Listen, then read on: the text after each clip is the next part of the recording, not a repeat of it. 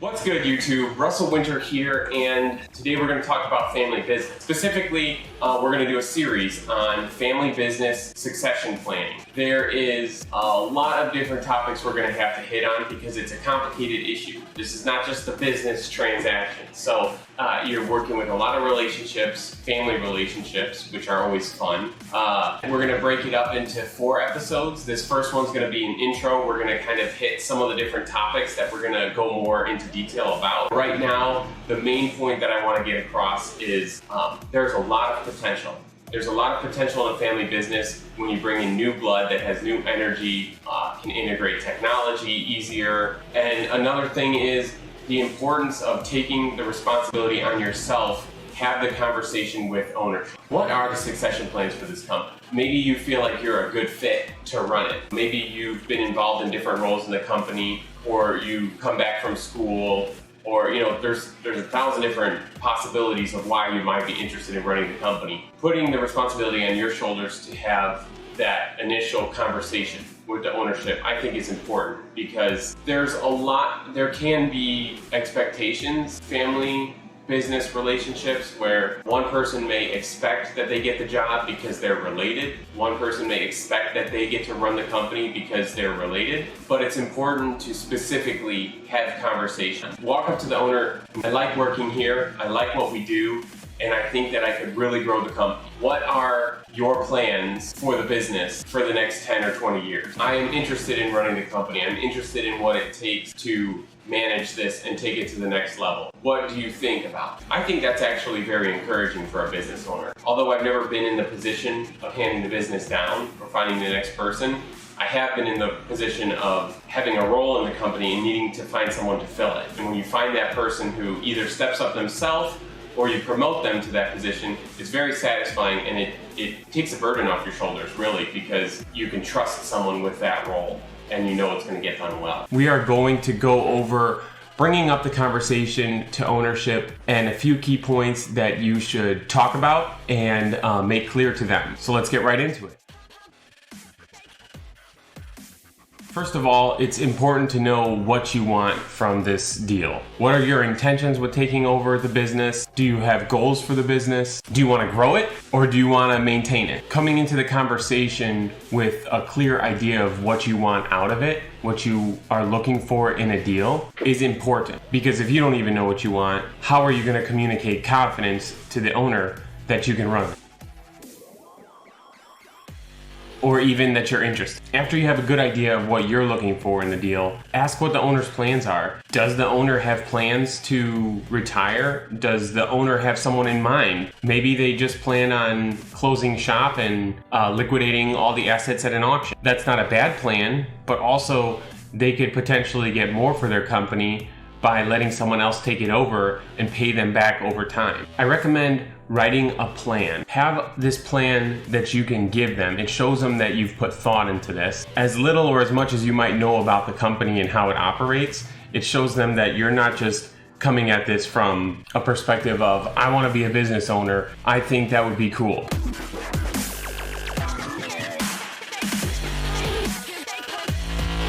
Put thought into it, think hard about it, read books on it, show them that you're dedicated and that you have really thought about this. And the last thing is really just prove it. Prove that the goal and the plan that you've put together is sensible, well thought through, and although there's going to be holes in it, the idea is that you can show them that you're serious and that you're capable. So read books, take classes, work a lot.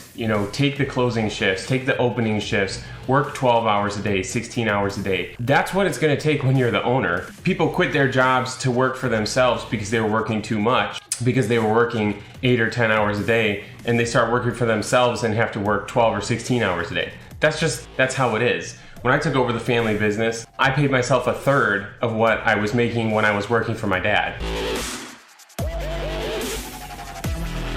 So the point is, now you feel the burden of the finances, and it's up to you to make them work. The owner knows all these things, but the employees don't always get that. So being an employee, you might not understand the weight of ownership. So if you show the owner that you can work hard and that you're dedicated and that you're committed, that will go a long way in increasing their confidence in you that you'll be able to take over their role and their legacy of this company that they've more than likely spent a good portion of their life building. Oftentimes it has to do with caring for the people that they've hired as well. You spend more time with your coworkers than you do with your family. So they've put a lot of time into growing these relationships often. And if you're going to take it over, you have to show them that you also care about these people. To give you a better idea of what's going through an owner's mind, here are a few things to consider. Oftentimes, as an owner gets older, he or she possibly, if they haven't spent time training someone to take over the business, if they haven't for the past 5 or 10 years already been working on a succession plan, it's possible that they're realizing that it's a little bit too late to develop one on their own. It's a little bit too late for them to go find someone and train someone because maybe they're only planning on being there for another couple years, or maybe they're ready to leave now. It's also possible that the owner has tried in the past, and sometimes after training someone for a couple years and they get good at what they're doing, they find a job somewhere else that's better for them, and it leaves the owner once again with no options for succession. It might also be a family relationship thing where someone is set in line because they're the son or the daughter or somehow related to the owner. The owner might feel an obligation to that person that they would get to run the company. I've talked with owners before where their concerns were for their employees and for their customers. And because they couldn't find a buyer or someone to take over who would care for their people and their customers just as much as they did, they would rather close the company that was profitable and debt-free and just liquidate it than give it to somebody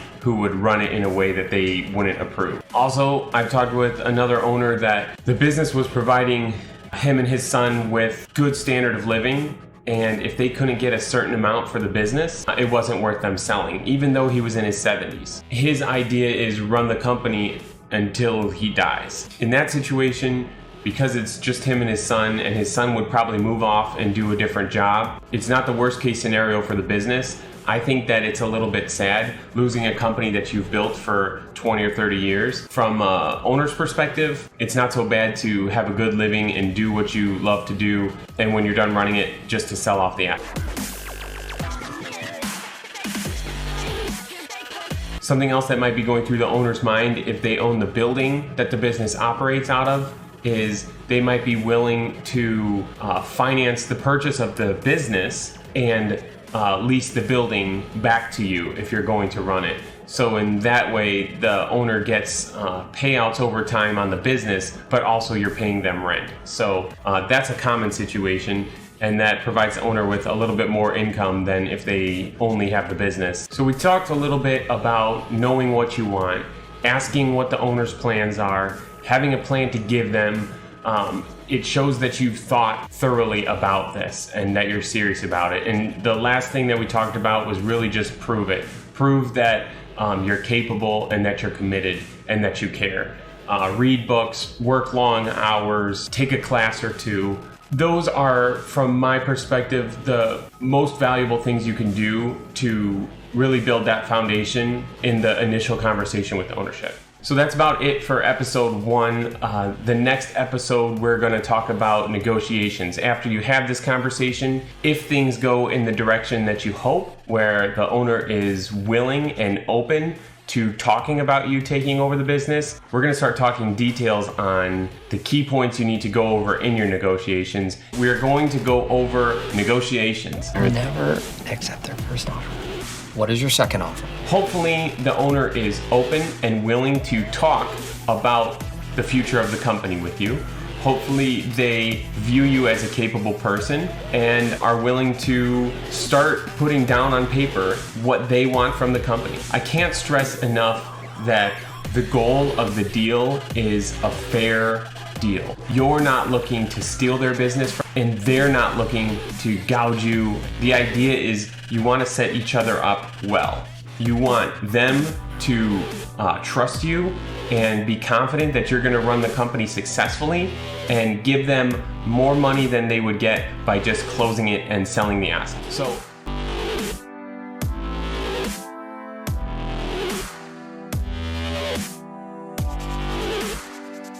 So I would say the first part of negotiating is set up an official meeting. If it's a corporation, make sure you take minutes. When I bought the company from my dad, it was just a matter of sitting together and recording what our thoughts were and the date and the time, what we talked about, the purpose of the meeting. Just make sure that you record it. So if the owner's open, I recommend, you have to get their approval. I recommend recording the audio if you can of the meeting, because memories can be tricky. Sometimes people can remember things that didn't happen. Sometimes they can change a memory.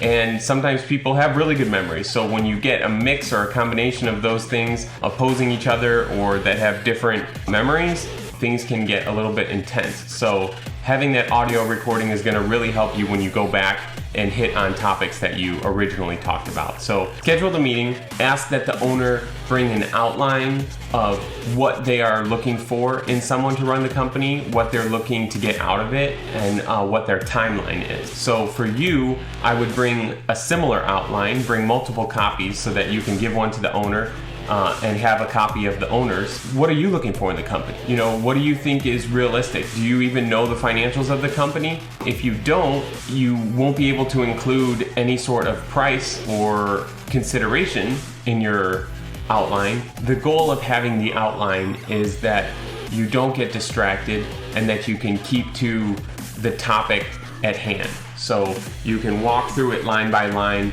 You don't have to make it very detailed. Keep it to 3 or 4 points that are important to you.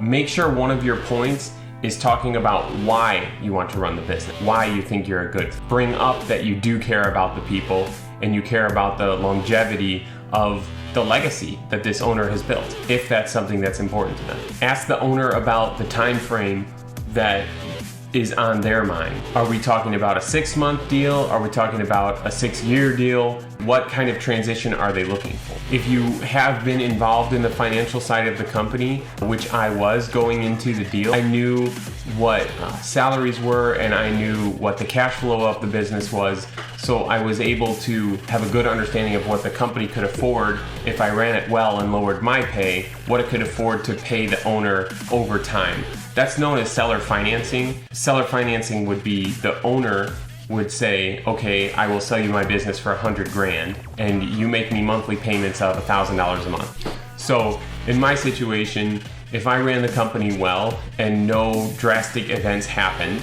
I would be able to pay my dad back over years by running the company well.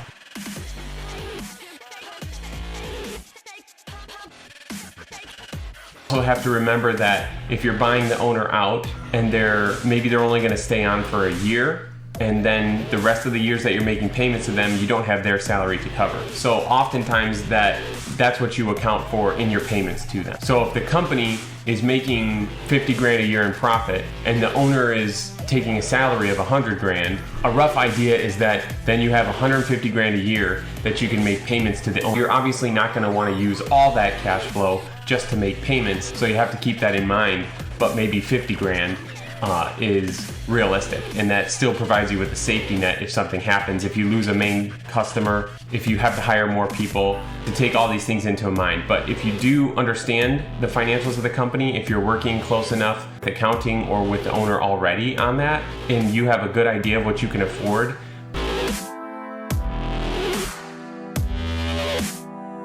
bring that up at the first meeting too, so that you have a base of what is the owner, what's on his mind, what's the number on his mind, the hard number that he would like to get for his business. I've worked with an owner who was very realistic. I've worked with an owner who was very unrealistic. Sometimes you can carry on the discussion and the negotiation to a more realistic point if someone's way out there, and sometimes it's just not worth doing a deal because there might be too many emotions or memories wrapped up in the business, or maybe it's providing the owner with a standard of living that they've grown so accustomed to, and by selling it and getting paid back over time for it, they might get less than just staying in the position they are. And although I think that's a little bit nearsighted, I can understand how that would be uncomfortable for an owner to be in that position. They're selling their company, but they're getting an income of less than when they worked there. So talk about the hard numbers if you can. When we started negotiations on my family business, those negotiations took over a year, which sounds like a very long time, but there was a lot of stuff that we had to work through. There was 30 years of history. So a lot of things did have to be discussed, and we did have to get third parties to come in and value things, because values are sometimes hard to assess if your head is so deep into running the company. Do you really know what an outside valuation is? So some things to just think about is sometimes the process will take a long time, especially if it's an internal initiative where you're coming up from within the company. It's going to be a healthy idea to get some outside perspective. So talk to your accountant, talk to your attorney, talk to your bank. Work on getting an evaluation of the company. Make sure that when the owner brings up key points to you, if you feel that something's important to him that he is not bringing up, or she doesn't want to say something, or maybe she doesn't want to write something down, but you feel she's trying to communicate it by her body language or by her emotions, remember that stuff, because sometimes that stuff is even more important than what they put down. It's important that you make notes on this stuff and think about it after the meeting. Say, why did she respond that way when I questioned about finances or time frame or new hires? Like, what is there? What's going on that I am not seeing? Often those things are more important than what's written on paper. The intuition that you will have for reading people and for caring about people and knowing when people need a break or when there's something that they're not saying, reading in between the lines is one of the most important things that you can show an owner that you're capable of running the company, because it's very relational. In an ownership role, more than likely you're going to do the hiring, and if you can't read people, if you can't pick good people for the job or people that you trust, people that are trustworthy, you can get into trouble. And showing the owner that you have good intuitions can go a long way. Another thing to talk about is ask the owner how long they would be willing to stay on board as a counselor or as a mentor. In my situation, when the owner's retired, they moved 2,000 miles away. And so although I could call anytime and ask questions, it was kind of a situation of, if you want to take the island, burn the boats. You know, if you want this company to run successfully, you've got no way out. And I had no way out. I couldn't really lean on anybody physically, because 3 of us running the company and all the experienced people were gone.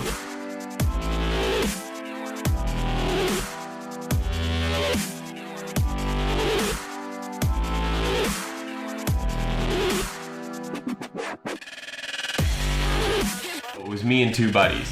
And so that first year, our main goal was, if we can survive this first year without our experienced owners being here to hold our hand and teach us stuff as they were the year before, we know that we can make it. And we did survive that year by the skin of our teeth. We had a great time, and it really built our confidence that we could do stuff.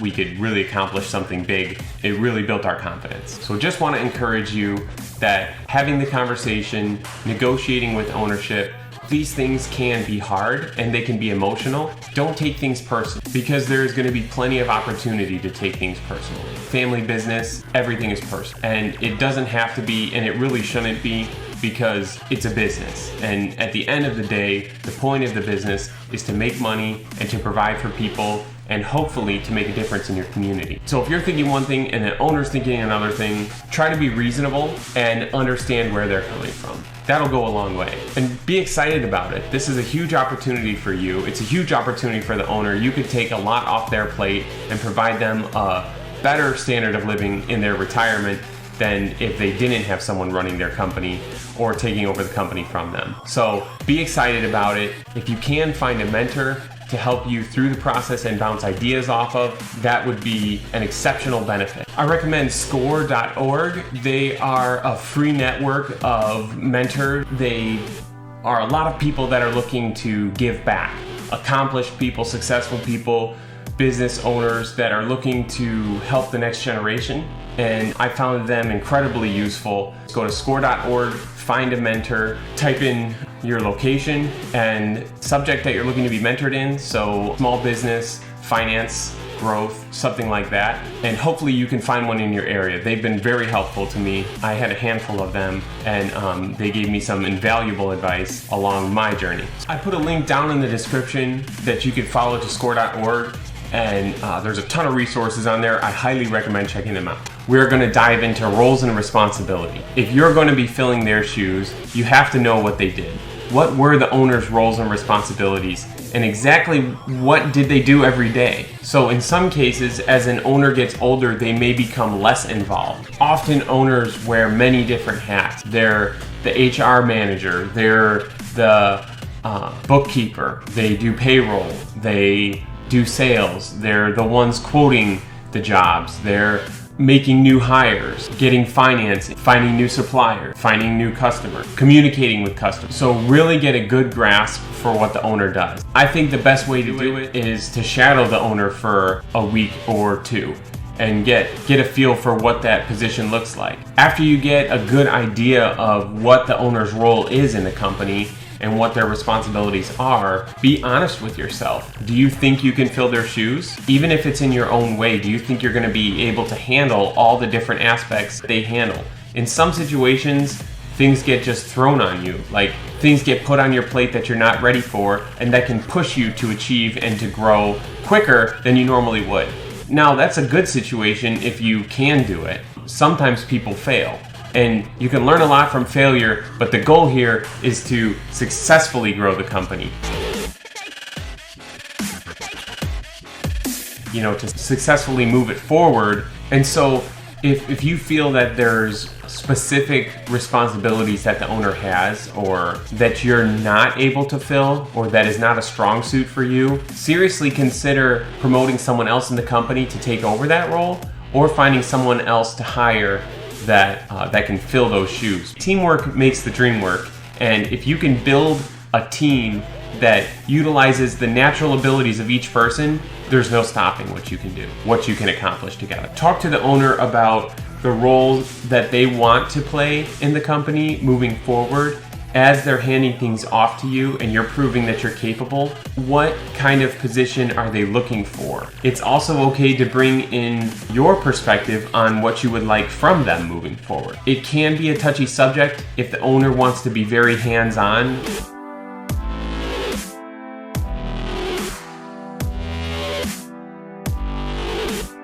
While they're transitioning out, because the point here is that you're taking over and you're supposed to be taking responsibility off their shoulders. So if they're micromanaging you, there's an issue there, and you have to make it clear. And a good owner, an understanding owner, will know that they're not helping by micromanaging, and that by maybe putting a little bit more than you can handle on your shoulders is better than not giving you enough and then looking over your shoulder every time you make a decision. Being there to support you when you make a bad decision is often going to be more helpful than making sure you never make a bad decision. Moving forward, what is your role going to be in the company? Specifically, what is your new role in the company? Just because you're the owner doesn't mean that you're suited for a CEO position, doesn't mean that you're suited to be the plant manager. You have to work with your strengths and with what you know or with what you're willing to learn. So some owners are best suited at an operational level where they keep things going, they work with the people on the floor.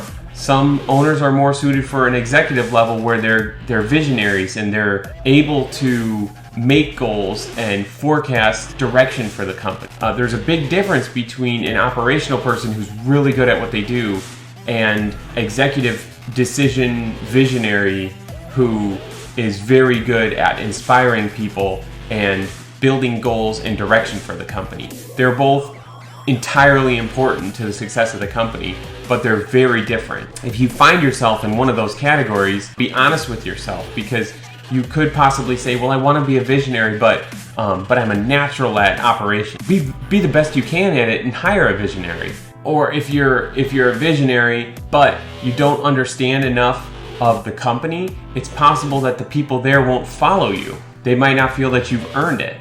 Just to dream up ideas and to make plans without any base is not necessarily something that people are going to follow just because you have a dream. Be realistic with yourself. If you do view yourself in the CEO role, in the visionary and growth and forecasting role, think hard about why people will be willing to follow you. Remember that people who are working for you, for this company, are investing their lives. They're spending their lives building what you are envisioning. So respect that and honor them by thinking very hard about your next steps, by doing as much research and having as much mentorship and good advice as you can, building your team of advisors. At the end of the day, people believe in you and your vision and where the company is going and the difference that it's making.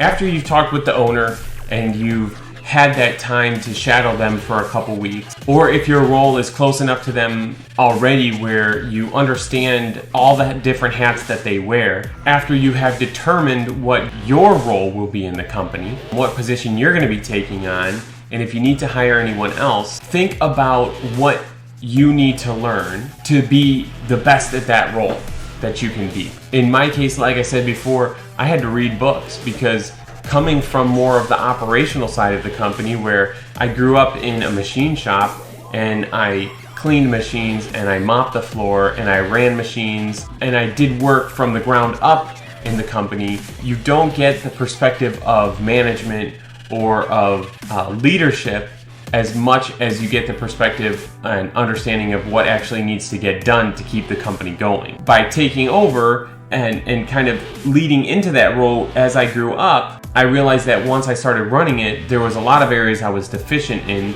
that had to do with business management. I took classes on that. I read books on that. I think that's something that was one of the best investments I ever made, was being just dedicated to reading and learning as much as I could, because that really set us up for having a vision for the company, for making a difference, and for growing it in ways that wouldn't have been obvious to me. A couple books that I found very helpful when I started in this leadership and management role was Good to Great by Jim Collins, Start with Why by Simon Sinek, and Managing by the Numbers by Chuck Kremer.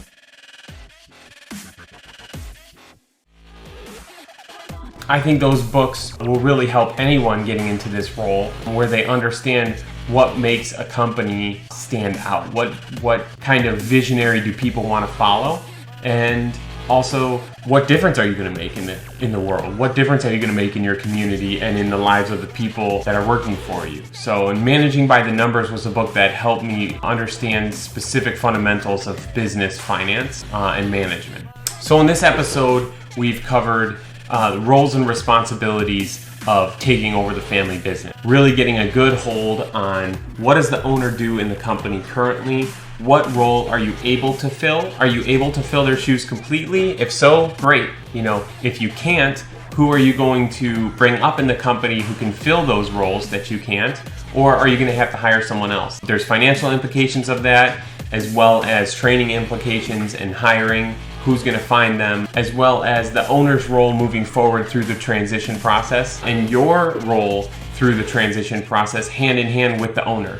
As they are transitioning out and you are transitioning in, what is that going to look like? How is it going to play out? The final thing that we talked about was be honest with yourself. What do you still need to learn? We all still need to learn things, but when you're jumping headfirst into owning and running a company, there are some things that you really need to kick into high gear when you realize you're deficient in certain areas of management or finance or operation or people skills. We talked about finding a mentor, using score.org to find a mentor, or talking with someone that you trust that has experience in business ownership. Well, that wraps up family business succession planning and how to take over your family business. We talked about negotiations, we talked about having the conversation with ownership, and now we talked about roles and responsibilities of the transition process and moving forward into running the company. If you have any questions or comments, or maybe you're in the middle of family business transition, I would love to hear about it. Leave a comment, and like always, I wish you the best.